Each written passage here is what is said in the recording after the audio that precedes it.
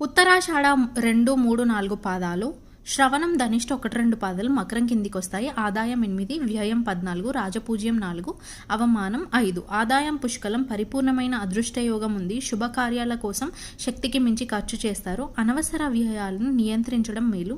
ముఖ్య నిర్ణయాల్లో నిపుణుల సలహా తప్పనిసరి. రాజపూజ్యం కంటే అవమానమే కాస్త ఎక్కువగా ఉంది కాబట్టి పరిస్థితులను గమనించుకుంటూ వెళ్ళాలి. శ్రమకు తగిన గుర్తింపు లభిస్తుంది. సమాజంలో గౌరవం పెరుగుతుంది. పరుషమైన భాష కష్టాలను తెచ్చిపెడుతుంది. సంవత్సరం మొదట్లోనూ చివరిలోనూ దేవగురువైన బృహస్పతి శుభస్థానాల్లో ఉండటం వల్ల ఉత్తమ ఫలితాలు అందుతాయి. కుటుంబ జీవితం సంతోషంగా సాగుతుంది. పిల్లలు వృద్ధిలోకి వస్తారు. అధికార లాభం సూచితం. పెద్దల ఆశీస్సులు లభిస్తాయి. మే 14 నుంచి అక్టోబర్ 18 వరకు చాలా కీలకమైన సమయం. ఏకాగ్రతతో పనిచేస్తే విజయం తథ్యం.